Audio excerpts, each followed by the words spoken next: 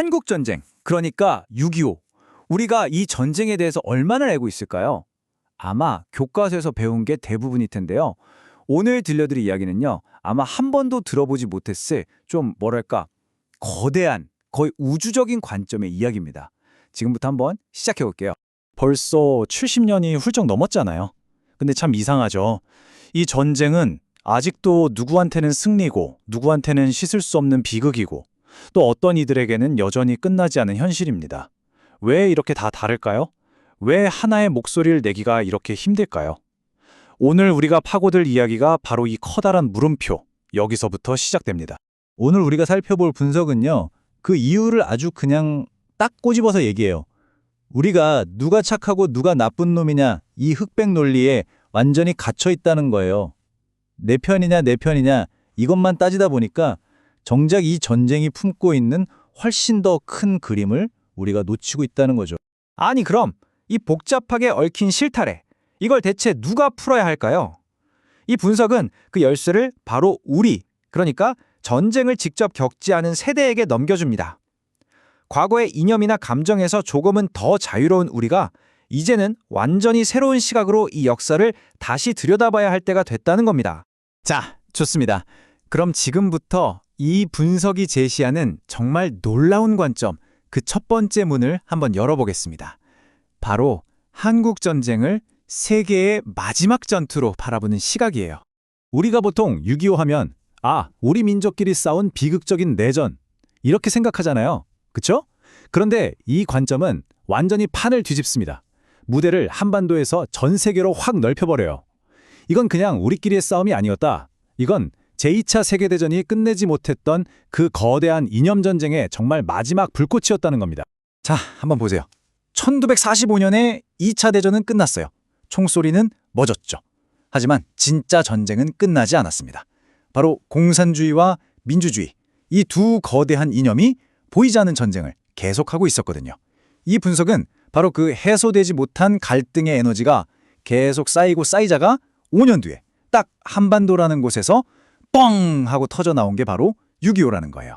그러니까 다시 말해서 이 전쟁의 진짜 선수는 남한과 북한이 아니었다는 거죠.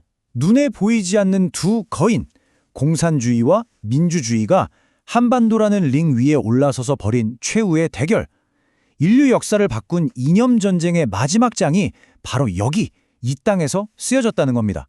어때요? 스케일이 엄청나죠? 자, 첫 번째 관점부터가 이미 스케일이 엄청나죠? 근데요, 이 분석은 여기서 멈추지 않아요. 한 걸음 더 나아가는데 이건 훨씬 더 대담하고 어떻게 들으면 좀 불편할 수도 있는 주장입니다.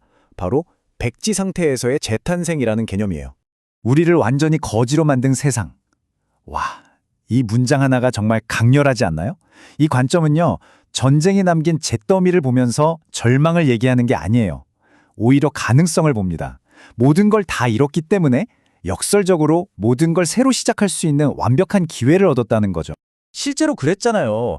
전쟁 직후에 한국은요, 다른 나라 원조 없이는 하루도 살 수 없는 전 세계에서 가장 가난한 나라 중 하나였어요.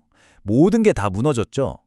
그런데 이 분석은 바로 그 제로 상태, 아무것도 남지 않은 그 상태가 오히려 대한민국의 미래를 위한 최고의 자산이었다고 말하는 겁니다. 이게 무슨 말일까요? 이 논리는 이렇습니다. 자, 첫 번째 단계. 전쟁이 모든 걸 파괴하면서 과거의 낡은 것들을 싹 다 지워버려요. 그럼 두 번째 단계. 뭐가 남죠? 완벽하게 깨끗한 백지가 남는 겁니다. 여긴 어떤 그림이든 그릴 수 있죠.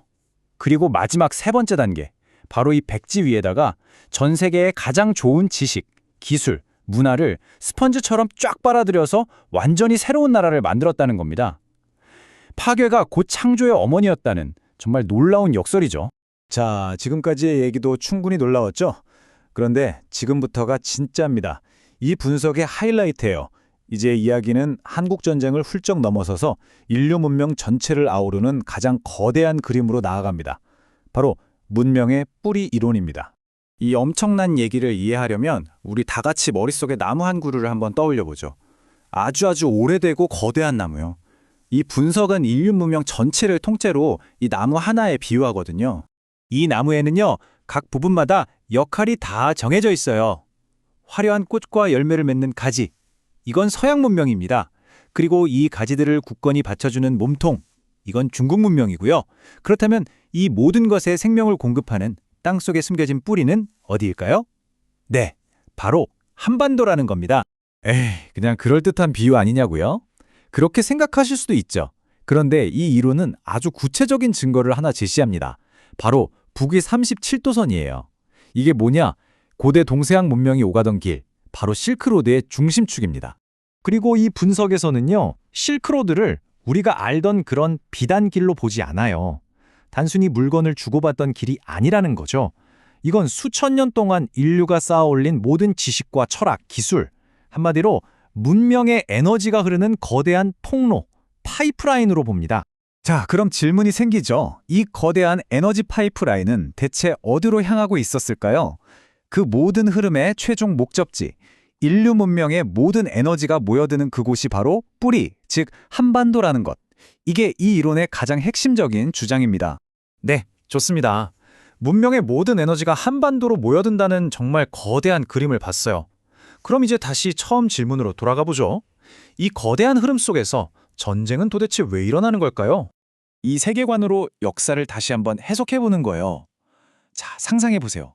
거대한 강물이 바다로 막 흘러가야 하는데 중간에 누군가 거대한 댐을 세워서 길을 막아버렸어요.